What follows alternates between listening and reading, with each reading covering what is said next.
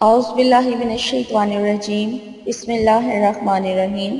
السلام علیکم۔ سیدنا ابو ہریرہ رضی اللہ تعالیٰ عنہ روایت کرتے ہیں کہ رسول اللہ صلی اللہ علیہ وآلہ وسلم نے ارشاد فرمایا، تمہارے پاس فرشتے رات اور دن کو باری باری آتے ہیں۔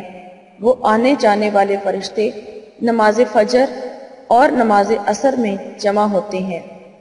جو فرشتے رات کو تمہارے پاس رہے وہ آسمان پر جاتے ہیں تو ان کا رب ان سے پوچھتا ہے، حالانکہ وہ اپنے بندوں کا حال خوب جانتا ہے، تم نے میرے بندوں کو کس حال میں چھوڑا؟ وہ کہتے ہیں، ہم نے انہیں اس حال میں چھوڑا کہ وہ نماز پڑھ رہے تھے، اور ہم ان کے پاس اس حال میں گئے کہ وہ نماز پڑھ رہے تھے۔ سیدنا ابو ہریرہ رضی اللہ تعالیٰ عنہ سے روایت ہے، رسول اللہ صلی اللہ علیہ وآلہ وسلم نے ارشاد فرمایا، منافقوں پر فجر اور عشاء سے زیادہ بھاری کوئی نماز نہیں۔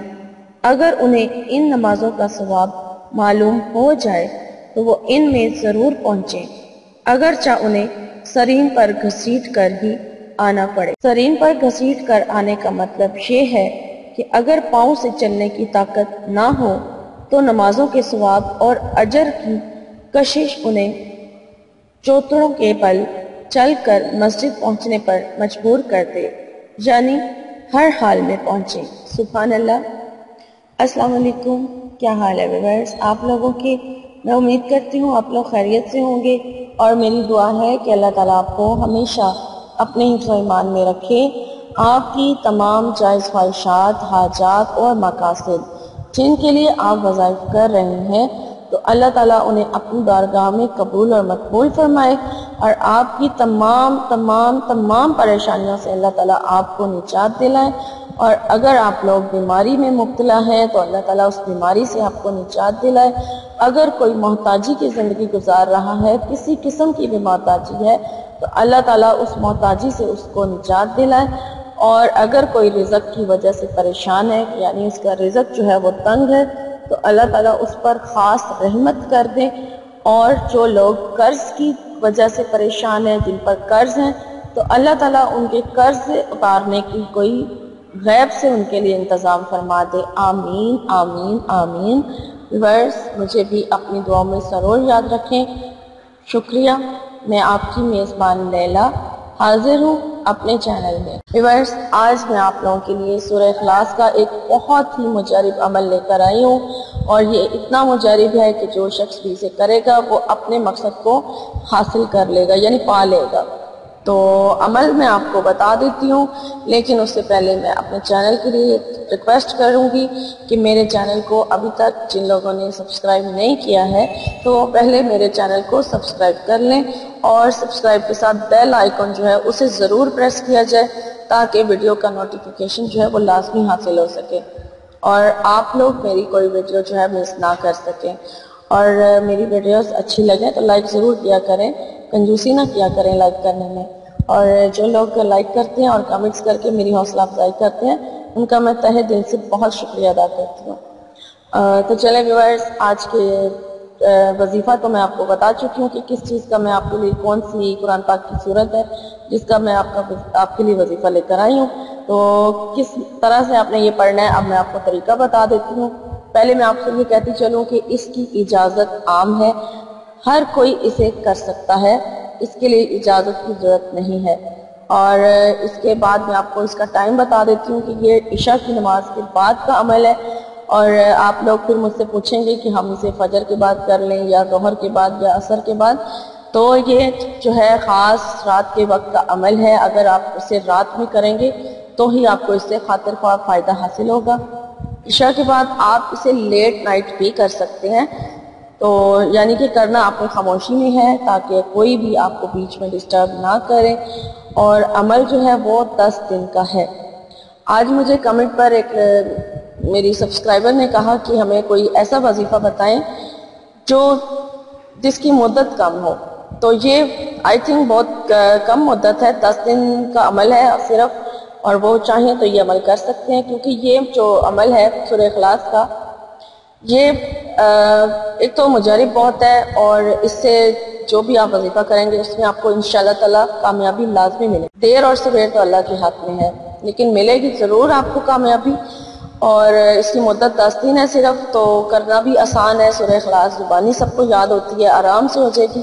پڑھنی 10,000 مرتبہ ہے، لیکن 10 دن میں 10,000 مرتبہ ختم کرنی ہے آپ نے. اب آپ اسے اس طریقے سے پڑھ سکتے ہیں کہ روز آپ 1000 مرتبہ پڑھ لیں. آپ 1000 مرتبہ روزانہ بھی پڑھ سکتے ہیں، اور اس کے علاوہ آپ اس کو زیادہ تعداد میں چاہیں تو پڑھ سکتے ہیں.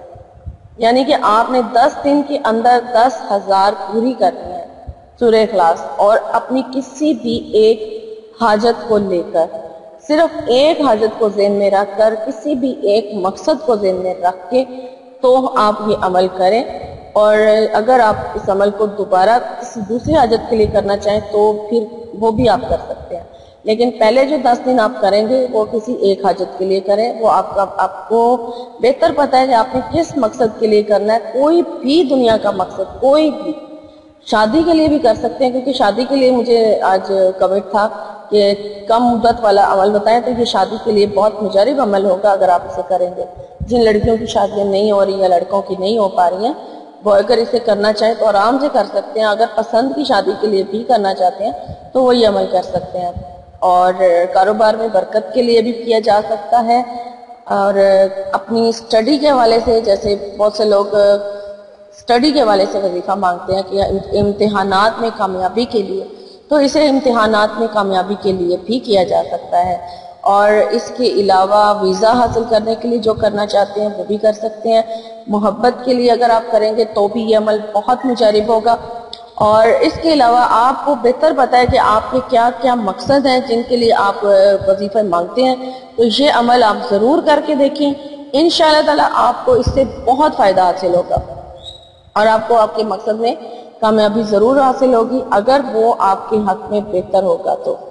کیونکہ یہ اللہ کی ذات بہتر جانتی ہے کہ ہمارے لیے کیا بہتر ہے اور کیا نہیں. تو اس لیے وہ ہمیں وہی عطا کرتا ہے جو ہمارے حق میں بہتر ہوتا ہے. اس لیے ہمیں اللہ تعالیٰ سے ہمیشہ اپنی بہتری کی دعا بھی کرنی چاہیے، اور اپنے مقصد کے ساتھ ساتھ. اور دعا مانگنے کا طریقہ میں نے پچھلی ویڈیو میں بھی بتایا تھا، کیونکہ آپ لوگوں کی یہ جو بات ہوتی ہے کہ ہماری دعائیں نہیں قبول ہو رہی، ہم وظیفے کر کر کے تھک چکے ہیں، دعائیں قبول نہیں ہو رہی. تو میں نے پچھلی ویڈیو میں بھی اپنی دعا مانگنے کا جو طریقہ بتایا تھا وہ میرا اپنا طریقہ ہے. میں چونکہ اسی طریقے سے دعا مانگتی ہوں، اس لیے میں آپ لوگوں سے شیئر کر دیتی ہوں کہ میں سب سے پہلے جو دعا مانگتی ہوں، میں دعا مانگنے سے پہلے میں سب سے پہلے کیا کرتی ہوں کہ میں سورہ فاتحہ پڑھتی ہوں بسم اللہ الرحمن الرحیم کے ساتھ. سورہ فاتحہ پڑھنے کے بعد پھر میں 3 مرتبہ سورہ اخلاص پڑھتی ہوں، تینوں بار بسم اللہ الرحمن الرحیم کے ساتھ. اس کے بعد پھر 1 مرتبہ دوشی پڑھتی ہوں، اور پھر میں دوشی پڑھنے کے بعد اپنی دعا مانگتی ہوں. تو اگر آپ اس کے ساتھ اضافہ کر لیں استغفر اللہ کا، استغفار کا، یا جو بھی آپ کو استغفار کی تسبیح آسان لگتی ہے، آپ اس کو ایک تسبیح پڑھ لیں تو اس سے بہت زیادہ آپ کو فائدہ حاصل ہوگا. کیونکہ گناہ جھاڑنے کے لیے استغفار سے اچھی کوئی کلام نہیں ہے. یعنی کہ میرا کہنے کا مطلب یہ ہے کہ استغفر اللہ جو ہے وہ گناہ جھاڑنے کے لیے بہت بیسٹ ہے. تو اگر آپ ایک تسبیح وہ پڑھ لیں گے تو اس کے بعد پھر آپ اپنی دعا کا سلسلہ شروع کریں تو انشاءاللہ آپ کو بہت کامیابی حاصل ہوگی. اور دعا مانگنے کے بعد بھی دروشی پڑھا جائے، اور اس طرح سے دعا جو ہے وہ لازمی قبول ہوتی ہے. تو میں امید کرتی ہوں میری آج کی ویڈیو آپ کو اچھی لگی ہوگی، اور میری ویڈیو اچھی لگی ہے تو لائک ضرور کر دیجئے، کمنٹ کر کے مجھے ضرور بتائیں، اور ضرورت مند لوگوں کے ساتھ اس ویڈیو کا لنک ضرور شیئر کریں. اور مجھے لیلا کو اب اجازت دیجئے، میری انشاءاللہ تعالی میری نئی ویڈیو میں آپ سے ملاقات ہوگی. تب تک کے لیے اپنا بہت سارا خیال رکھیے گا. فی امان اللہ. اللہم صلی علی سیدنا و مولانا محمد. اللہم صلی علی سیدنا و مولانا محمد وعلی آلہ وصحبہ وبارک وسلم. اللہم صلی علی سیدنا و مولانا محمد. اللہم صلی علی